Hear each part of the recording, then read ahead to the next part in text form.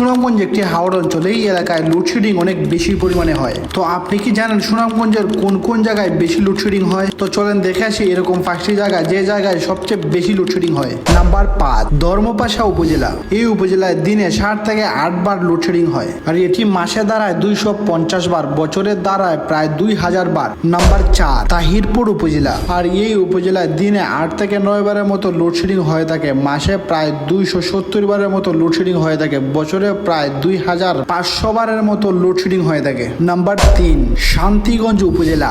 এই উপজেলায় দিনে 6 থেকে 7 বারের মতো লোডশেডিং হয়ে থাকে, মাসে প্রায় 210 বারের মতো, আর এটা বছরে গিয়ে দাঁড়ায় প্রায় 1800 বারের মতো। নাম্বার 2, বিশ্বম্বরপুর উপজেলা।